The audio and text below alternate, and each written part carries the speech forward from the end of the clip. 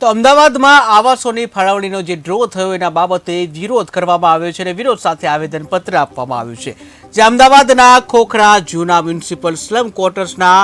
448 પરિવારો રીડેવલપમેન્ટમાં તૈયાર થયેલા આવાસોની ફાળવણીમાં થયેલ ડ્રો સામે વિરોધ સાથે એમસીમાં આવેદનપત્ર આપી રજૂઆત કરાઈ હતી। જ્યાં ખોખરા જૂના મ્યુનિસિપલ સ્લમ ક્વાર્ટર્સની કમિટીની જાણ બહાર તેઓને અંધારામાં રાખીને કરવામાં આવેલ જે ફાળવણી સામે વિરોધ વ્યક્ત કરી આવેદનપત્ર આપવામાં આવ્યું। ની અંદર જ્યારે સ્કીમ થવાની તૈયારી હતી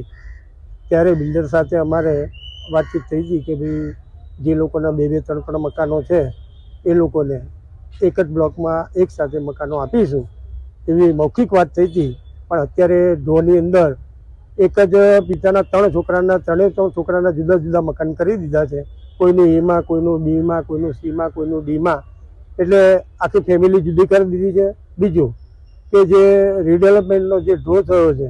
એ અમને માન્ય લાગતો નથી ને કમિટીને જાણ કરી નથી અને કમિટીના જાણ કર્યા વગર રીડેવલપમેન્ટનો ડ્રો કરી દીધો છે જે અમને માન્ય નથી। કાગળિયા રીડેવલપમેન્ટ માટે આપ્યા હતા અને એમને એક બ્લોક માંગ્યો હતો C નંબરનો,